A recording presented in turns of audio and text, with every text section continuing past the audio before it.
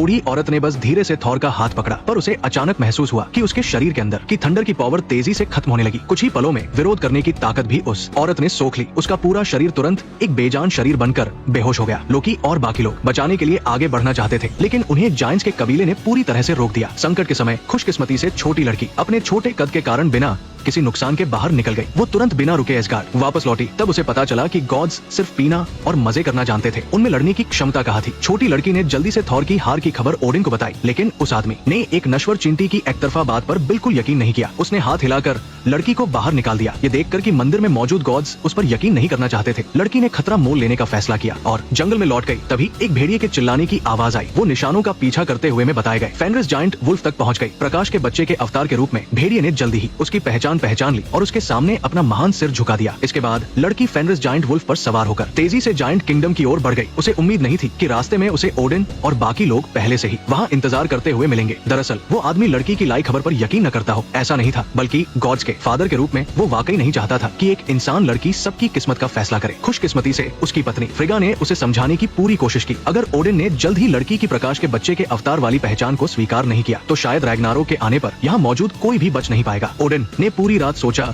और फिर फैसला किया कि वो थॉर को बचाने के लिए सबको इकट्ठा करेगा ताकि रैग्नारोक के आने में तेजी को रोका जा सके। सब लोग तैयार होकर तेजी से जायंट्स के कबीले पर हमला करने लगे। ओडिन ने सबसे आगे रहकर मुकाबला किया और दुश्मन को लगातार पीछे हटने पर मजबूर कर दिया। जल्द ही गॉड्स जायंट किंग के महल में घुस गए। छोटी लड़की ने ये देखा और तुरंत कमजोर पड़े थॉर के पास आ गई। वो जानती थी कि थंडर की पावर खत्म नहीं हुई है। स्काई के गॉड के रूप में थॉर निश्चित रूप से आसानी से उस औरत के हाथों हार नहीं मानेगा। शायद प्रकाश के बच्चे के बुलावे को महसूस करके थंडर के हैमर ने तेजी से हरकत की और तुरंत थॉर को खतरनाक हालत से बाहर निकाल लिया। थॉर ने थंडर का हैमर हाथ में लिया और उसकी लड़ने की शक्ति बढ़ गई। कुछ बार घुमाने के बाद उसने अस्थायी रूप से लोकी की मुश्किल को हल कर दिया, लेकिन उन लोगों की आर्मी लगातार हमला कर रही थी। यहाँ तक कि ओडिन भी किंग की पावर का मुकाबला नहीं कर पा रहा था। ये देखकर थॉर ने जल्दी से थंडर का हैमर फेंका और खुद किंग से मुकाबला करने लगा। छोटी लड़की ने इस अव्यवस्थित स्थिति का फायदा उठाकर अपने भ्रमित भाई को जगाने की तैयारी की, लेकिन तभी एक जायंट अचानक उसकी ओर दौड़ा। लड़की डर के मारे अपनी आंखें बंद कर ली। प्रकाश की पावर ने तुरंत प्रोटेक्टिव मोड एक्टिवेट किया और जायंट को जलाकर राख में बदल दिया। लड़की अपने भाई के पास आई और धीरे से उसका नाम पुकारा। जैसे जैसे प्रकाश की पावर उसमें जाती रही, भाई ने आखिरकार होश संभाला और लड़की को कसकर गले लगा लिया। उसी समय थॉर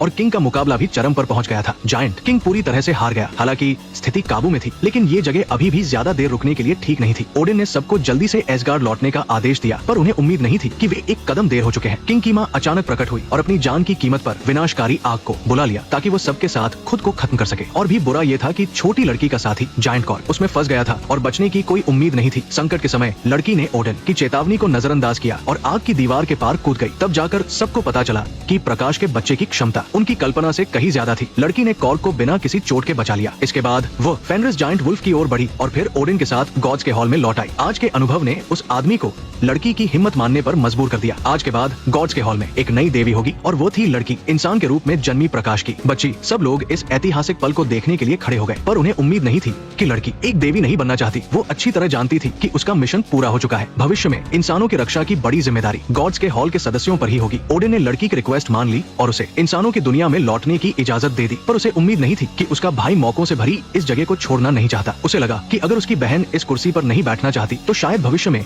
ये मौका उसे मिल जाएगा। अपने भाई को जिद पर अड़ा देखकर छोटी लड़की ने भी उसे जबरदस्ती रोकने की कोशिश नहीं की। वो जायंट कॉर को लेकर साथ में घर लौटने की तैयारी करने लगी और इस बार लड़की आखिरकार रेनबो ब्रिज को जगाने के काबिल हो गई थी। भाई ने ये सब देखकर अपना मन बदल लिया और अपनी बहन के साथ इंसानों की दुनिया में लौटने का फैसला किया। सब मुश्किलों का सामना करने के बाद आखिरकार अपने माता पिता के पास लौट आए, क्योंकि लड़की के दिल में यही उसका घर था। उसने वो जाना पहचाना पत्थर का घेरा बनाया और आसमान में अचानक दिखाई देने वाली बिजली को देखा। लड़की जानती थी कि वो थॉर था जो अपना वादा निभाते हुए इंसानों की दुनिया की रक्षा कर रहा था।